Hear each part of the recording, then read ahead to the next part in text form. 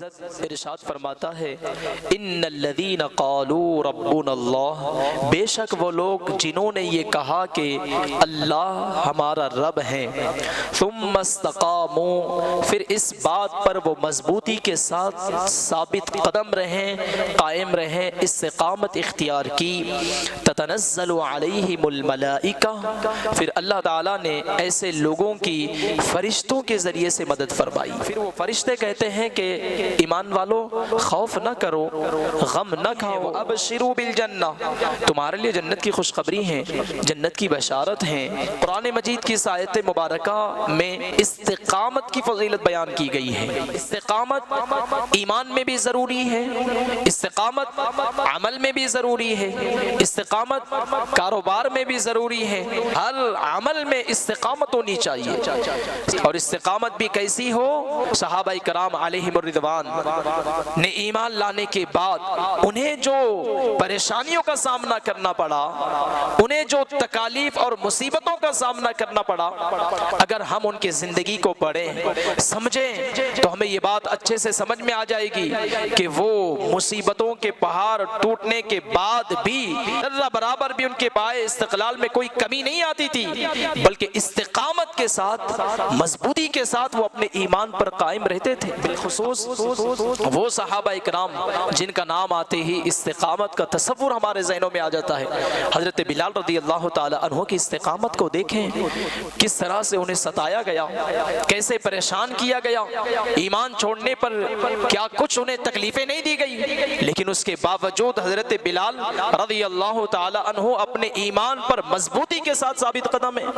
حضرت عبداللہ بن حذافہ رضی اللہ تعالی عنہ، یہ روم کے عیسائیوں نے انہیں گرفتار کر لیا، ساتھ میں 80 لوگ اور بھی گرفتار ہوئے۔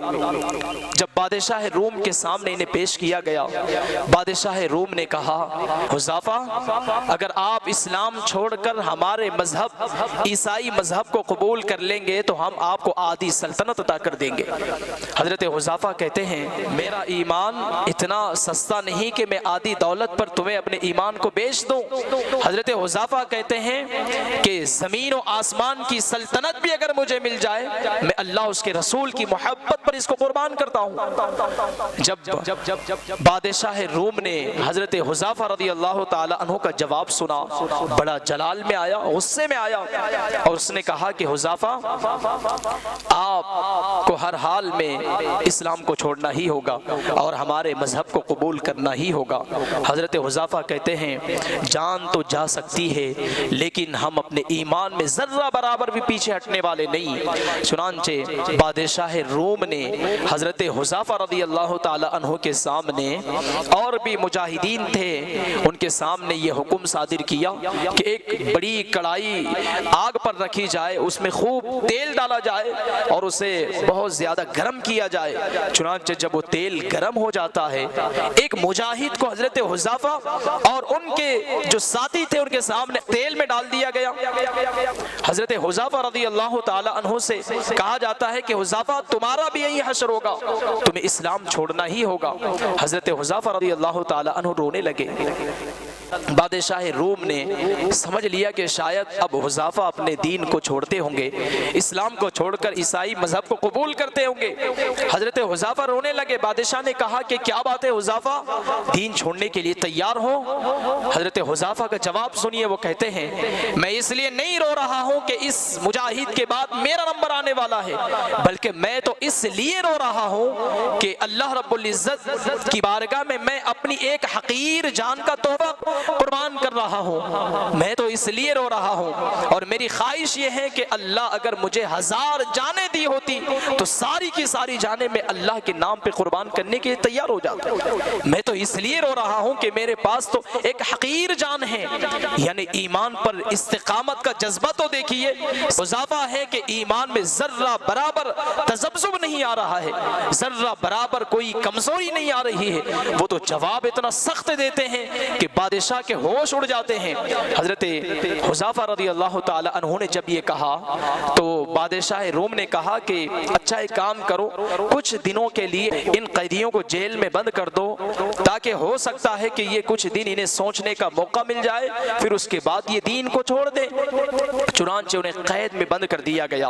हजरत उमर फारूक आज़म रज़ी अल्लाह ताला अन्हु अमीरुल मोमिनीन थे। जब आपको इत्तला पहुंची तो आपने बादशाह रोम को खत लिखा और कहा कि ऐ बादशाह, हमारे कैदियों को बाइज्जत रिहा कर दो, वरना जवानों को भेज करके मैं तुम्हें तुम्हारी हुकूमत का नशा क्या होता है इसका मैं तुम्हें मजा चखाऊंगा। जब अमीरुल मोमिनीन का खत पहुंचा तो उसने हजरत हुज़ाफा समेत जितने कैदी थे सबको रिहा कर दिया। हुज़ाफा रज़ी अल्लाह ताला अन्हु ने बादशाह के सामने कहा गया था कि अगर आप इस्लाम को छोड़ते हैं तो आधी हुकूमत दे दी जाएगी।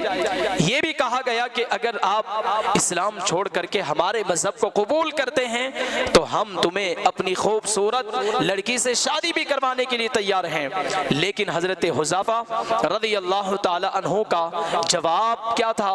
इस्तिकामत कैसी थी ईमान पर? ना तो उन्होंने अपने ईमान को बेचा दौलत के खातिर, ना ही ईमान को बेचा औरत के खातिर, बल्कि अल्लाह उसके रसूल की मोहब्बत में वो इतने मजबूती के साथ कायम रहे कि ये दुनिया की चीजें उनके ईमान को खरीद नहीं सकी।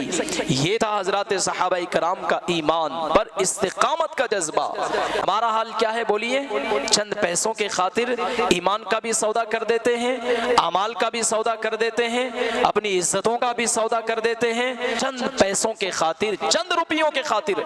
लेकिन हजरत सहाबाए किराम की जिंदगी और उनकी सीरत हमें ये बतला रही है कि ईमान ऐसी अजीम दौलत है कि दुनिया की कोई दौलत, दुनिया की कोई ताकत इसको खरीद नहीं सकती।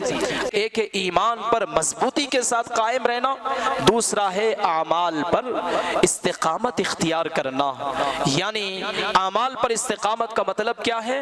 नमाजों की पाबंदी फराइज है। आमाल में सबसे अहम फर्ज क्या है बोलिए? नमाज है। नमाज पर इस्तिकामत का आलम क्या होना चाहिए? जंग का मैदान हो तब भी नमाज अदा हो रही है, परेशानियों का सामना हो तब भी नमाजें अदा हो रही है, पेट पर पत्थर बांधे हुए है, भूख की शिद्दत का आलम यह है, उसके बावजूद नमाजें फिर भी अदा हो रही है।